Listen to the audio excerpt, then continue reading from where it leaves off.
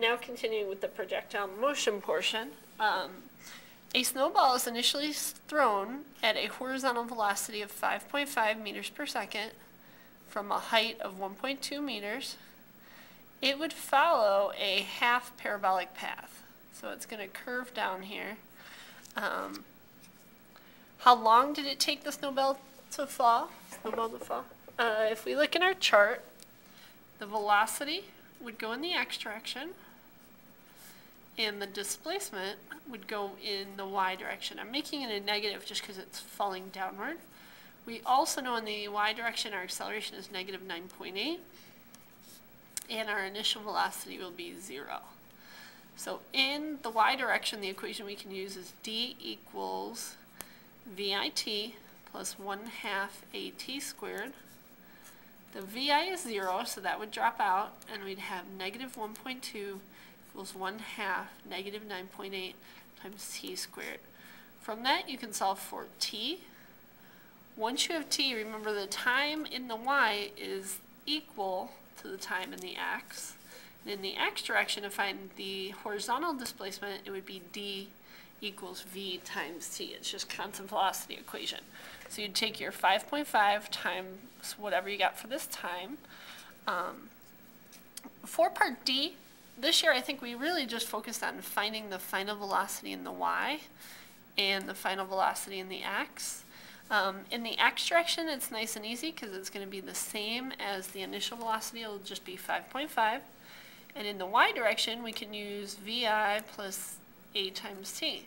This would be negative 9.8 times your time because the initial velocity was 0.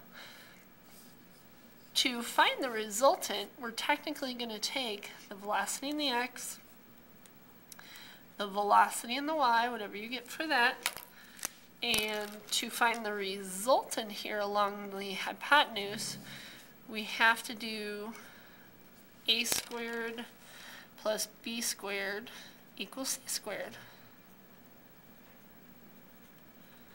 To get that resultant, take the square root, and then to find the angle at which it's going below the horizontal, we would take the inverse tangent of the opposite side divided by the adjacent side. The inverse tangent would then give you the angle, and that would be that many degrees below the horizontal. Conceptual part E. If a stronger person threw it with a greater initial velocity, how would that affect the time? Well, it turns out the only thing that affects the time is the horizontal distance. So if they are falling the same distance, they will have the same time. The only effect a thrower that is a little bit stronger will have is it will have a longer distance in the x. That's all.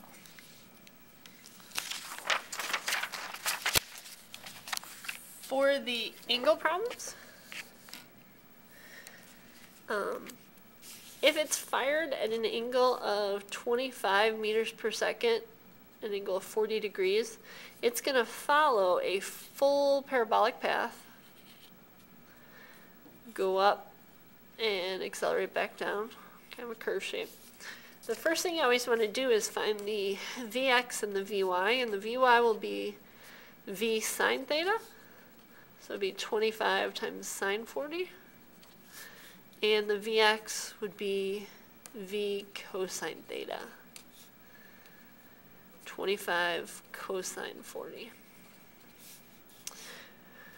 Once you have those, then, go ahead and make it a little bit easier and write those down. For those, I got 16.07 meters per second, and for this one, I got 19.15 meters per second.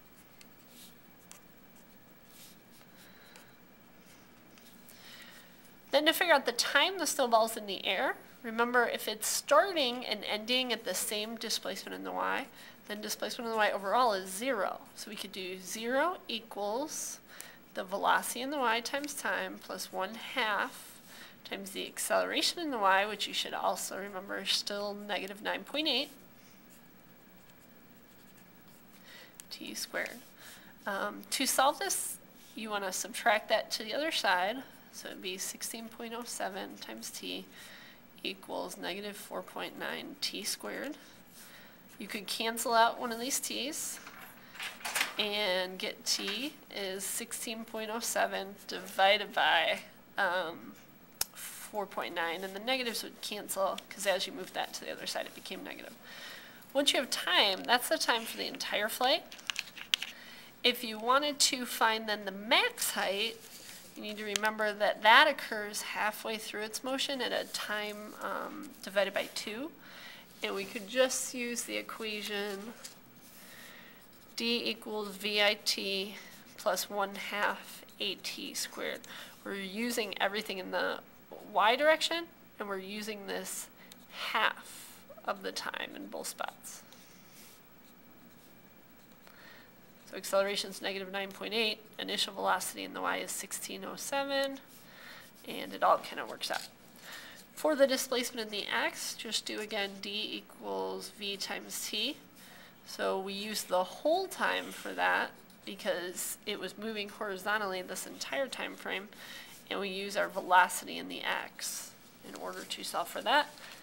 For part E, the nice thing about the angle problems is to find the resultant velocity. You just need to remember it's coming back down at whatever it was initially going up at. So if it was initially going at 25 meters per second at a 40-degree angle, it's going to be coming back down at 25 meters per second at a 40-degree angle. It will just be below the horizontal instead of above.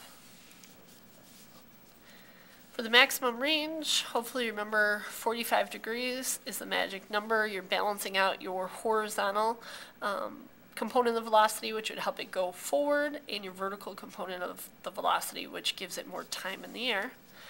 And as far as angles that will give you the same horizontal range, they're complementary angles, so like 60 degrees and 30 degrees, 70 degrees and 20 degrees. Anything that adds up to 90 would work for that.